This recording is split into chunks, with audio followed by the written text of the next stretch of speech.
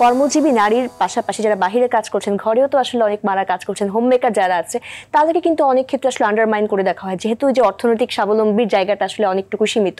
তো সেই ক্ষেত্রে তাদের কাজের জায়গা কিন্তু অনেক বেশি বড়, কারণ ঘর সামলানো কিন্তু একটা বিশাল বড় দায়িত্ব। এবং আমরা যে দেখছি যে রমজান মাস এসে যাচ্ছে, তো এই সময়টা এক্সট্রা আসলে অনেকগুলো কাজ থাকে, পরিবারের সবাইকে সামলানো, ইফতার সেহরি সবকিছু ব্যালেন্স করা, তাদের কাজকে অনেক সময় আমরা খাটো করে দেখি।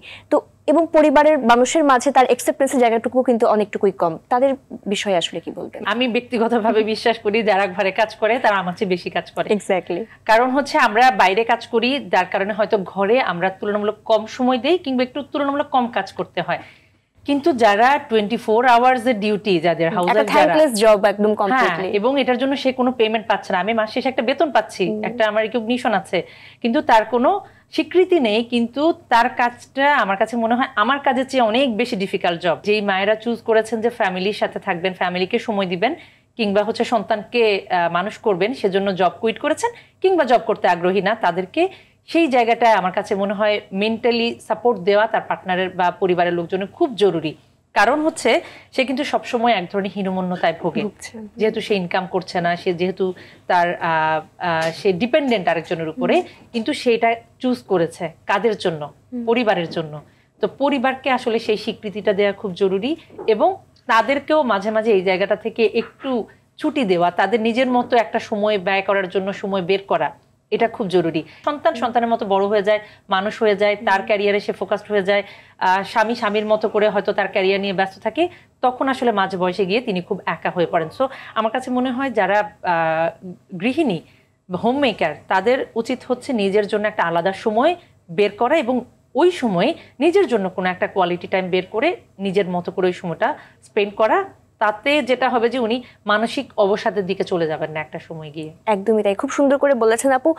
পার্টনারের ভূমিকাটা তো আসলে অনেক বেশি গুরুত্বপূর্ণ। পার্টনারদের জন্য আসলে কোনো যদি কিছু বলে থাকেন?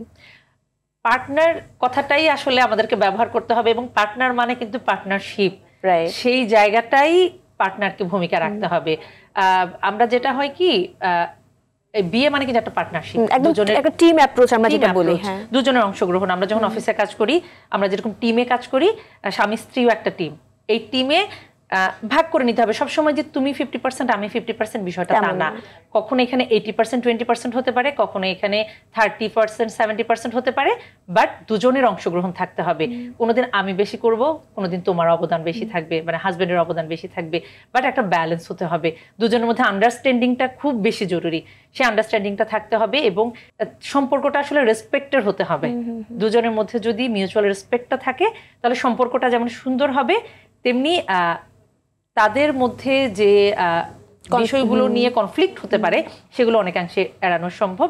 আর ছেলেদেরকে আরো বেশি আমার কাছে মনে হয়, বিশেষ করে সংসারের ক্ষেত্রে অবদান রাখার জন্য মানে আমার মনে হয় পজিটিভলি এগিয়ে আসতে হবে। এবং অনেক ছেলেরা রাখছেও, মানে রাখছে না এটা বলার সুযোগ নেই।